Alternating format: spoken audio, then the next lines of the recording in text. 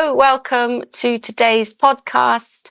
We have Laura Demetriades, our LADO at the City of London. Welcome to Laura. Hi, thank you for having me, Verity.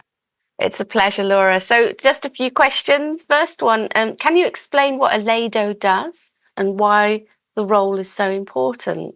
Absolutely. So the LADO is the local authority designated officer.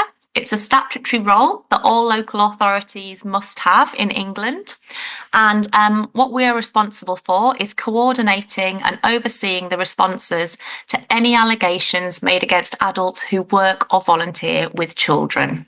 So it's an incredibly important role, as we all need to be able to trust the adults that we leave our children with, that those adults are safe, trained, well supported, and have our children's best interests at heart.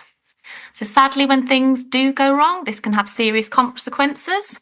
And the LADO role was actually born out of the Soham murders, when concerns about Ian Huntley were not passed on from different local areas, and he was able to gain access and employment with children, which obviously had devastating outcomes in that sad situation.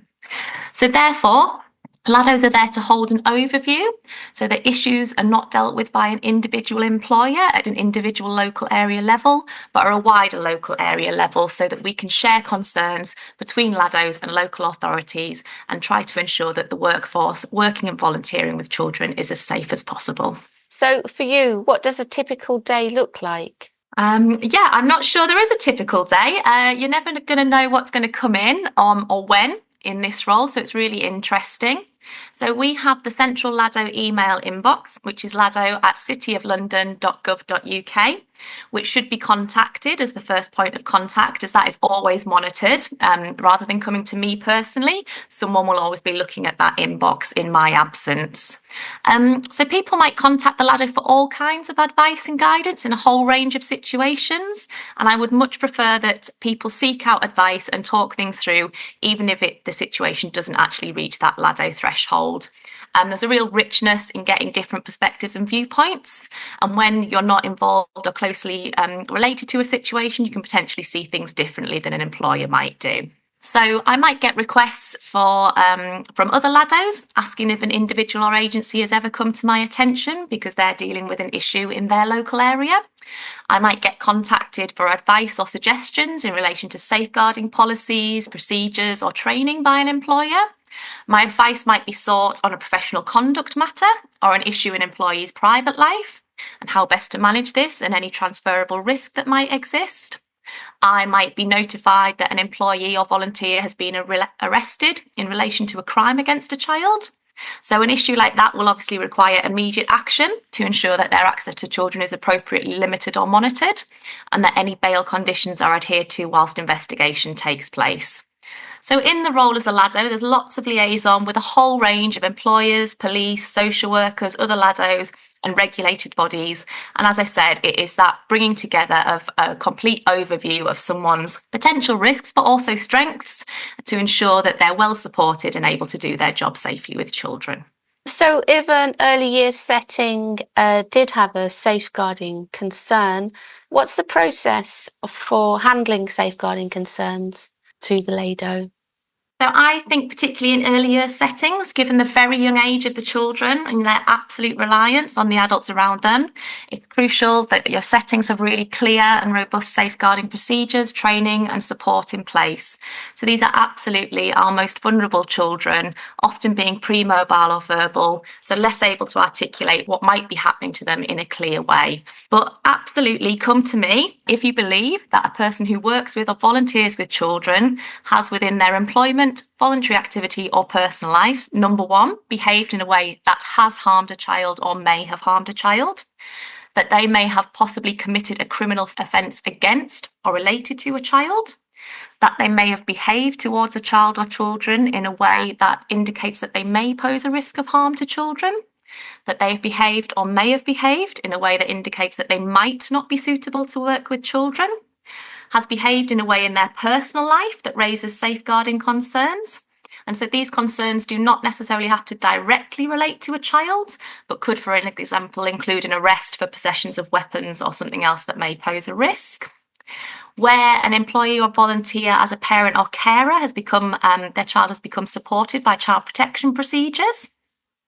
where someone might be closely associated with someone in their personal lives, a partner or a member of family or other household member who may present a risk of harm to children, or who the member of staff is responsible for through their employment or volunteering, or where someone is living in the same household with another person who is disqualified from employment with children. So there's lots of procedures. You can look at them all online, but the main point is you should contact me within 24 hours if you think any of those above have been met. Sometimes you might need to get additional information before coming to me, just so that you're clear on the facts of what you're reporting.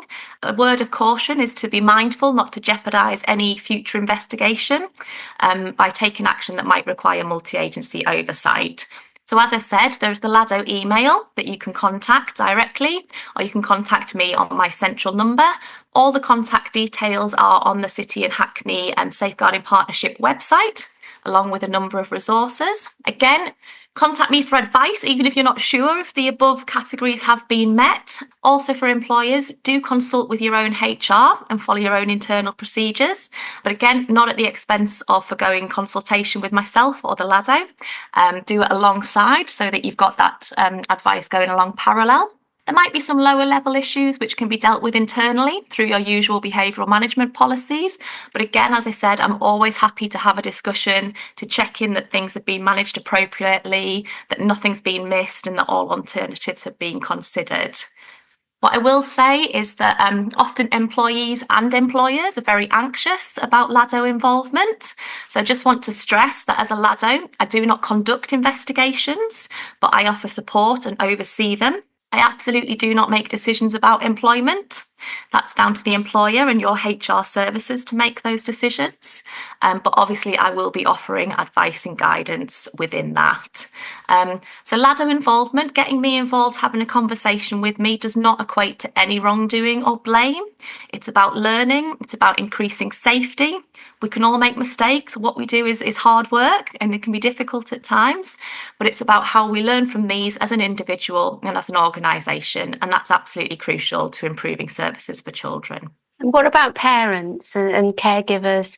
How can they be more aware of how to keep their own children safe? Yeah, absolutely. So whilst I have no doubt that the majority of employers have really good, safer recruitment practices in place, and the vast majority of people who work or volunteer with children do so from good intentions and a place of wanting to help children thrive, I would urge parents and caregivers to be curious, to ask questions, to ask to see policies, to give feedback if something doesn't look or feel right, communicate about their child's needs and wishes, speak with your child about their experiences in a setting with a particular worker.